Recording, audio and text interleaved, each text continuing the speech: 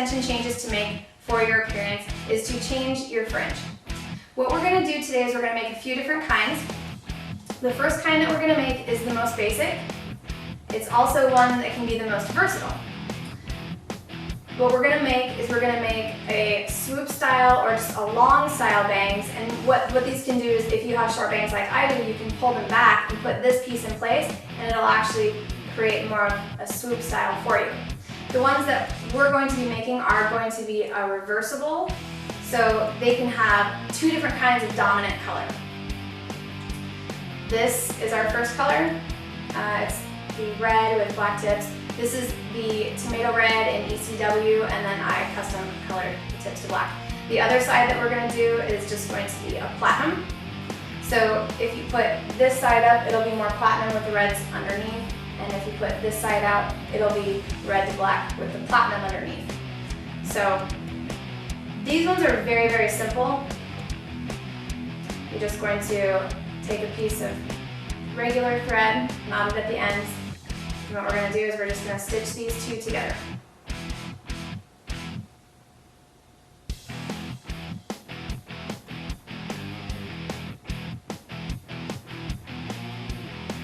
And again, when I start these, I always start a little bit closer to the middle, go out to the ends so that my knot sits a little bit farther in, so then I travel out to the ends and then I come back down.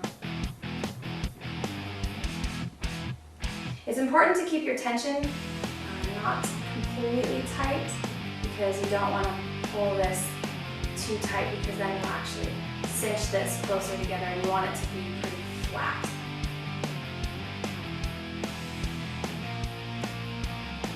Before you start sewing any fringe sets or doing anything with fringe work, it makes it a lot easier if you take a flat iron and pinch this top weft so that you can get rid of any creases. This one has a small bend in it right here. It's not too bad, so I didn't bother doing it. But if they're real dominant from being caught up in the packaging and bent, it's a good idea to flatten those out before you begin stitching. That way it doesn't affect the way that your piece lays. These bangs we're just going to leave pretty long, and we're not going to cut them.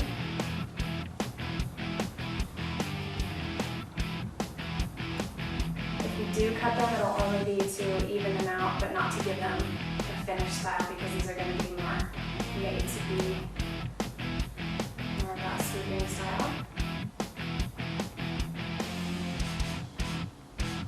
One of my threads just got a little bit tighter than the other, so I'm just taking a second to tighten that down.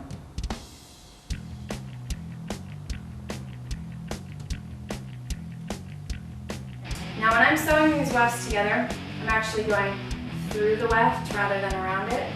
You can do either or. So like that. And then I'm going through my thread loop. Through both of the wefts, and then through my loop. And what that going back through that loop does is it keeps a nice ridge of stitching along the top.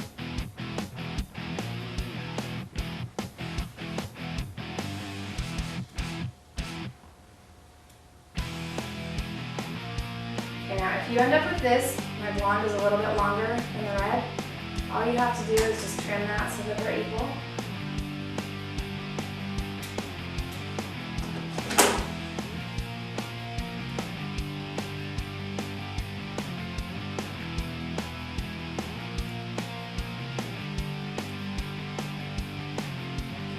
I'm just going to go back through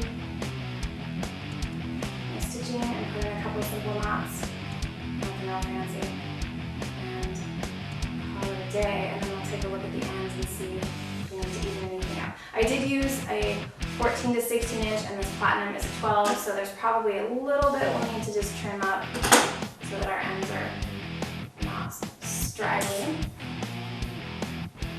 What I'm going to do to trim them is I'm just going to fold it into quarters, like that, and then I'm just going to look. And it looks like they're getting a little bit scraggly at the end, so I'm just going to take it, kind of flatten out the weft so they're all at the same length.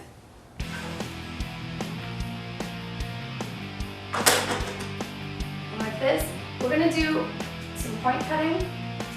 Just gonna go up like this, and then go back the other direction. I don't want to create a real sharp straight line, so just a few stray hairs to clean up, and that is going to create our finished swooping reversible piece. And I will show you how to put that in.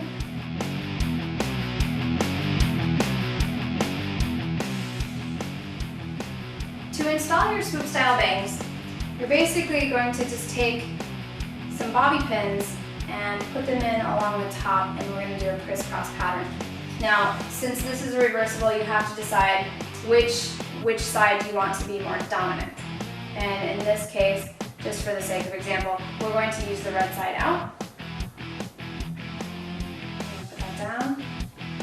I'm going to take a bobby pin and go in one way. And we're going to take another one. We're going to come in and we're going to crisscross over the top of that piece. The closer that you can get this to the front, the less of this hair you're going to see.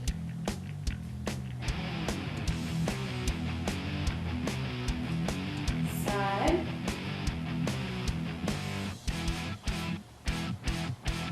Now typically a lot of people will do these to complement colors if they've worked into a dread piece or some other kind of piece that's going to be going on in the back.